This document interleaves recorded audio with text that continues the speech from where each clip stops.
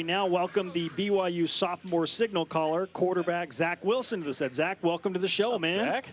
It's fun to get on, so I appreciate you guys having me. You bet. Okay, so what do you think of the power of the BYU brand when you come to Mount Juliet, Tennessee, and you see this type of reception and welcome for the Stretch Y? Yeah, it's ridiculous. I mean, I'm talking to some of these people, and they're like, yeah, we just came from South Carolina. And I'm like, geez, that was worse than our commute to get here. And so it's crazy people want to drive so far to come see us, and it really means a lot that the BYU community can stretch so far. So it's cool to come see that kind of thing. Nashville's unique. 3 hours east of this is Knoxville, where BYU will play in week 2. The first 4 games, all Power 5, and those are going to be fun. At Tennessee's the one Power 5 road game. So these fans are going to be there. This is going to be a fun experience. Yeah, I know these guys are excited to come see it. I mean, every single one's like, you better go get that W out at UT. So I'm excited just for the atmosphere. I know this is a huge college town, especially Knoxville, and there's be hundreds of thousands of people there. So it's going to be an awesome experience for us. Now, you're of a different breed. You kind of thrive in these situations. Yeah. 100,000 plus. It's going to be all orange and white. How do you process and when you think about what that's actually going to be like? Yeah, I mean, there's not another experience you could dream for. I mean, me and Diane were talking about it over there. If you really want to be a good player, you're someone that really shines. It's in the spotlight when there's that many people watching. I mean, the people that break down are the ones that can't handle it, but these guys are excited for it, and I know I am for sure. I mean, it's an experience of a lifetime. I know we'll never experience that, and a lot of West Coast teams definitely don't get to experience something like that. So that's the benefit of being independent right there. It's kind of wild that Tennessee's in week 2, but we don't really focus on that one. We're thinking about the first game, obviously, with Utah. And I know after last year, being up by 20 twice, we've talked about what happened, but it feels like that's fueled the preparation for this season. Like, this offseason is better because of how you guys have reacted. Do you feel like that? Yeah, for sure. I mean, every break we're giving at practice is, beat Utah, and that's like the main goal. And, of course, coaches don't want us thinking about weeks past the first game, but luckily because Utah's the first game, we can kind of just prepare just for that one. And so that's definitely what full preparation is going into, is that Utah game, to make sure guys are going to come out and be ready. And I guess the focus starts now, and it doesn't start fall camp. It starts now to get going on those guys. And it feels like it's been going since the game, honestly. Yeah, right? Exactly. It has. I mean, it's definitely one that hit me hard, and I don't want that same feeling again. I'm definitely going to make sure I can do anything I can do about it to make sure we get it done this time.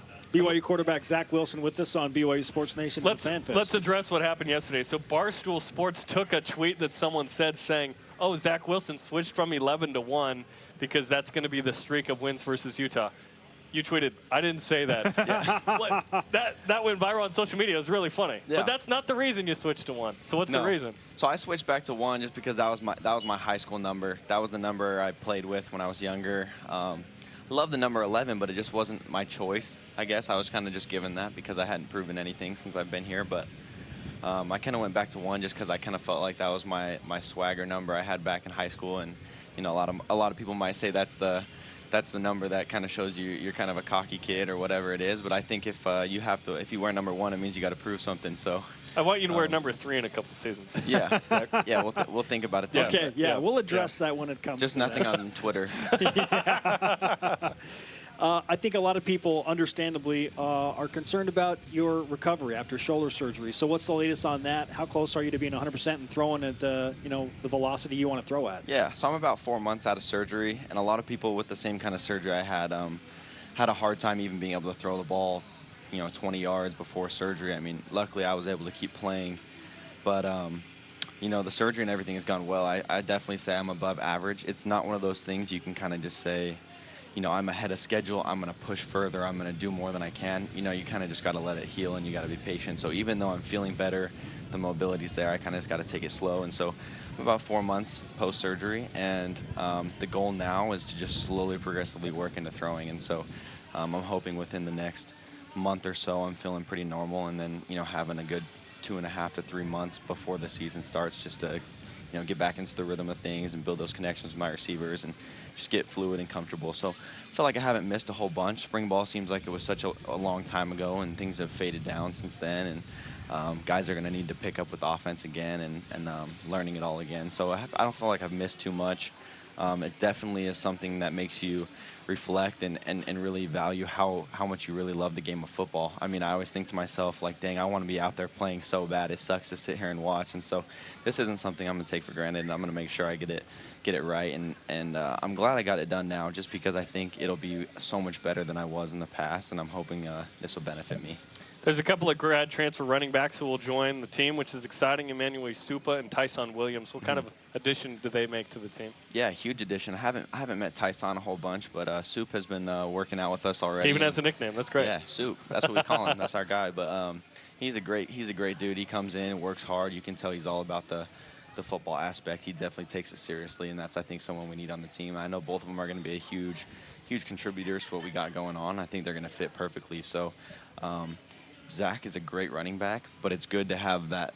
You know, you can't have one running back. They just take too many hits. They get beat up, and so we saw that in the Utah game, exactly. Right? And they're all a little bit different too. And so I think it'll be good to have a mixture of all three. And I'm glad that those guys will come in. So you hold yourself to an incredibly high standard. And for example, I mean, you go 18 for 18 in the bowl game, and during pro day, you said to me, "It's not even my best game." And I was like, mind blow. Okay, yeah. Well.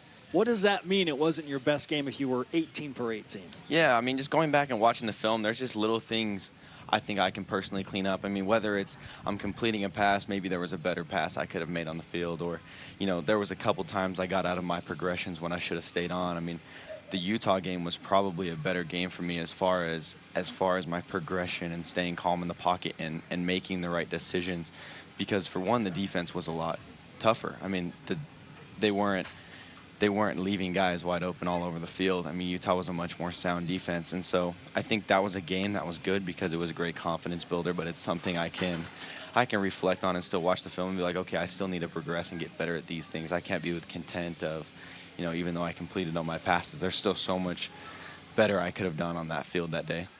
All right, Zach Wilson. Great to have you in Mount Juliet in Nashville, man. Hope you're enjoying your trip. Yeah, of course. Appreciate you guys. Thank you.